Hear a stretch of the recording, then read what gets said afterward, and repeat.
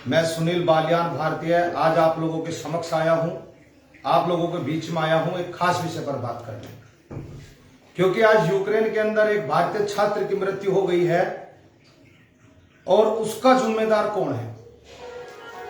Main चीज यही आई है और मैंने यही चीज बताने के लिए आज फेसबुक के माध्यम से आपके सामने आया हूं। समस्या क्या है ये देखिए, क्योंकि सरकार नहीं चाहती कि वहां से बच्चे आए। हम शनिवार के दिन विदेश मंत्रालय पे गए, वहां पे जाकर के हमने उन लोगों से मिलने का प्रयास किया। हमारे राष्ट्र अध्यक्ष जी हमारे साथ थे और हमारे हरियाणा के प्रदेश अध्यक्ष, जिनकी एक भतीजी और जिनकी एक लड़की यूक्रेन के अंदर है। तो सीधी सी बात एक आती है, जब विदेश मंत्रालय में बात करते हैं कि क्या आपका बच्चा वहां पर है, विषय यही है कि बच्चा हमारा है या नहीं है, महत्वपूर्ण ये नहीं है। बात यह है कि वहां का हर एक बच्चा हमारा बच्चा है। भारत के जितने बच्चे यूक्रेन के अंदर हैं वे हमारे बच्चे हैं और हर एक बच्चे को आना अनिवार्य है और ये जिम्मेदारी हमारे देश की सरकार की बनती है। हमारी सरकार जिम्मेदार है इस चीज की। अगर वहां पर एक भी बच्चे का बाल बांका होता है, आज एक बच्चे की मृत्यु हो गई। जब शनिवार के दिन हम विदेश मंत्रालय में गए बात करने के लिए, तो उस वक्त उन लोगों ने क्या कहा, सोमवार को आना। जब कल हम वहां पे पहुंचे और हमने जाकर के वहां पे बात की, हमने उन लोगों को बताया अगर भाई हमसे मिलो, हमसे बात तो करो, तो पुलिस प्रशासन को सामने कर दिया गया। वहां का एसएचओ हमें आकर के बोलता है कि ये एम्बेसी के नंबर है, आप इन पे बात कीजिए। अगर हमारे अध्यक्ष जी ने फोन करके उनसे बात की, कह ले भाई हमारे बच्चे वहां पे फंसे, उन्होंने एक ही बात कहा, क्या आपका बच्चा है? अगर आपका बच्चा है तो हम उसको बाहर निकलवा देते हैं। देखिए कितनी बड़ी विडंबना है। हम ये कहते हैं कि भारत के जितने 20,000 बच्चे हैं वे हमारे बच्चे हैं। एक एक बच्चे को लाने की जिम्मेदारी इस देश की सरकार की बनती है। और सरकार क्या खेल रच रही है कि एक जहाज भेज दिया, उसके अंदर 200 बच्चे आ गए। 1,000 बच्चे आए थे कल तक, आज तक 2,000 बच्चे आ गए। बच्चे 20,000 है वहां पे और वहां के हालात इतने भयंकर है कि जिसको बताया नहीं जा सकता। बच्चे किस प्रकार से फंसे हुए हैं, उनके हालात क्या है। आज वहां उनके लिए खाने को सामान नहीं है, पीने के लिए पानी नहीं है और सरकार यहां पर चुनावी एजेंडे अपना रही है। जाकर के बताते हैं मोदी जी इस देश का प्रधानमंत्री के हम हजारों बच्चों को निकाल करके लिए है। अरे क्या 1,000 बच्चे आने थे? 20,000 बच्चे हैं। और जब कल हमने वहां पर जाकर के इस चीज का विरोध किया, हमने वहां पर बैठ करके सरकार को बताया कि वे बच्चे जितने भारत के बच्चे हैं वे हमारे बच्चे हैं। या तो एम्बेसी आकर के हमसे बात करें या विदेश मंत्रालय वाले आकर के हमसे बात करें, नहीं तो हम यहां पर भूख हड़ताल पे बैठते हैं। जब कल हम वहां पर बैठ गए तो पुलिस वालों ने हमें उठा करके थाने में बंद कर दिया, जेल में बंद कर दिया। हमने कहा भी सरकार को कि भाई इन जहाजों से काम नहीं चलेगा। अगर आप एक जहाज रोज भेज रहे हो, आप वायुसेना का विमान भेजिए, वायुसेना के विमान में 2,000 बच्चे एक साथ में आएंगे, वायुसेना को उसमें लगाइए। लेकिन सरकार ने आज, जब कल हमने इतना विरोध किया था, सरकार ने आज जाकर के उस पर एक्शन लिया, तो आज वायुसेना को उसकी जिम्मेदारी दे रही है। लेकिन आज हालात इतने बेकार और बदतर हो चुके हैं वहां पे कि उसको समझना मुश्किल ही नहीं, नामुमकिन है। क्या भारत सरकार इस चीज की जिम्मेदारी लेती है कि हर एक बच्चे को वहां से निकाल देगी? क्या है इतनी हिम्मत भारत सरकार में? आज पिछले 8 दिन से क्या कर रही है? आज 7वां दिन है युद्ध को, और युद्ध से पहले से भी चेताया गया था, बताया गया था कि आप लोग अपने बच्चों को यहां से निकाल लो। लेकिन सरकार को कहां फुर्सत है भाई? सरकार को तो चुनाव के लिए समय नहीं है, चुनाव का प्रचार प्रसार करना है मोदी जी को, क्योंकि वो प्रधानमंत्री देश के प्रधानमंत्री नहीं है। वो प्रधानमंत्री है तो भाजपा के प्रधानमंत्री है। वो तो चौकीदारी कर रहे हैं तो भाजपा की कर रहे हैं, वोट मांगेंगे तो भाजपा का मांगेंगे।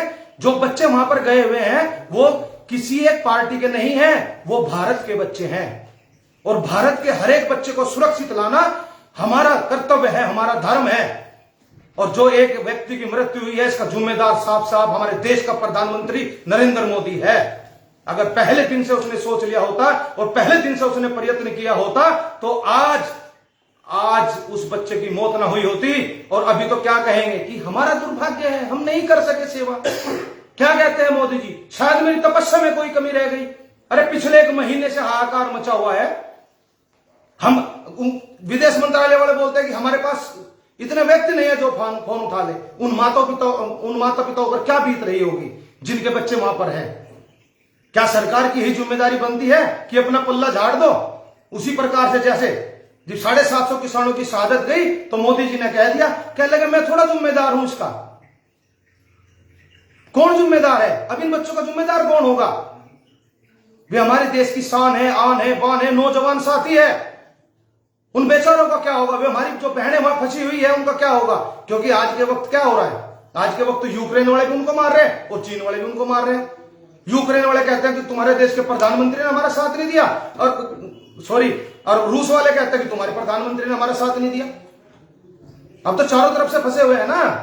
अब क्या करें? अब देश का प्रधानमंत्री तो एक बात कह रहा है, कह लगे भाई ला रहे हैं हम बच्चों को, 2000 बच्चे हमने ला दिए। कहां तक लाओगे बच्चों को?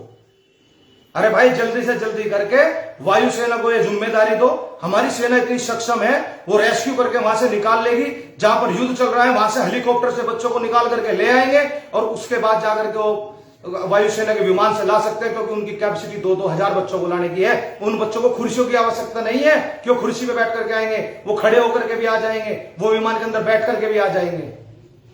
इस सरकार को सोचना होगा, आज बदलाव लाना होगा, आज बदलाव का समय है और अपने विचारों को बदलना होगा। और आपको इस देश के अंदर अगर एक भी मां बाप बिना औलाद के रहता है जिसके बच्चे वहां पर यूक्रेन में स्थित है, तो उसके जिम्मेदार मोदी जी आप होंगे। यह आपकी जिम्मेदारी होगी। जितना जल्दी हो सके, आज तो अल्टीमेटम दे दिया गया कि 24 आज रात में भारतीयों को निकाल लो वहां से। निकाल लोगे? नहीं निकाल पाओगे। निकालना है तो आज ही भेजिए अपनी सेना को, भेजिए विमानों को वहां पे, निकलवाइए और कहिए चीन को, उसको रूस को सीधा सीधा कि अभी लड़ाई शांत कर, और यूक्रेन को भी कहिए कि हम अपने आदमी को वहां से निकाल रहे हैं। देखते हैं कितनी देर लगती है निकालने में। कोई समय नहीं लगेगा जब आप अपनी पाओगे। लेकिन इस चुनाव को छोड़ करके, राजनीति को छोड़ करके, जो भारत के नागरिक वहां फंसे हुए हैं उन हर एक व्यक्ति को निकाल करके लाओ। ये देश के प्रधानमंत्री की जिम्मेदारी है। और साथियों, इस बात को आपको उठाना होगा और जिनके बच्चे यूक्रेन के अंदर फंसे उन माता पिताओं को सामने आना होगा। और जो नौजवान साथी वहां से आ चुके हैं, जो बच्चे वहां से आ चुके हैं, उनको भी इसके खिलाफ आंदोलन करना होगा और कहना होगा कि उन हर एक व्यक्ति को वहां से लेकर के आना है जो आज यूक्रेन के अंदर फंसा हुआ है। आप लोगों को आवाज उठानी होगी, आप लोगों को बताना होगा। और जब तक आप जागोगे नहीं, तब तक ये सरकार भी नहीं जागने वाली है। क्योंकि जब तक बच्चा नहीं रोता तब तक मां भी दूध नहीं पिलाती। ये सरकार है। क्योंकि जब कल हमने वहां पे हड़ताल की, हम वहां पे बैठ गए विदेश मंत्रालय के सामने, तब जाकर के तो सरकार की आंख खुली, तब जाकर के कान खुले, तब जाकर के कहा लगा भाई हाँ ठीक है, हम वायुसेना को भेज देते हैं। हम जब तो हम तो कहते हैं भाई करना नहीं आता हमसे सीख लो, या करना नहीं चाहते देश को बताइए ना, देश को बताओ। अब जो कोई तुम्हारे खिलाफ कोई सवाल करेगा, अगर हम लोग तुम्हारे खिलाफ आवाज उठाएंगे तो हमें थानों में बंद कर दोगे, हमें जेल में भेज दोगे। हमारी आवाज को दबाया नहीं जा सकता, क्योंकि हम क्रांतिकारी पैदा हुए हैं। हर गलत काम का विरोध करेंगे, हर अच्छे काम की आपकी तारीफ करेंगे, लेकिन इस काम को जल्दी से जल्दी निपटा दीजिए। जल्दी से जल्दी उन बच्चों को देश के अंदर ला करके उनके माता पिता को सौंप दीजिए। अभी तो एक मृत्यु हुई है, अभी भी समय है। मोदी जी संभल जाओ, नहीं तो ये देश की जनता तुम्हें कभी माफ नहीं करेगी। साथियों, इसी के साथ मैं आज अपनी वाणी को विराम देता हूं। जय हिंद, जय भारत।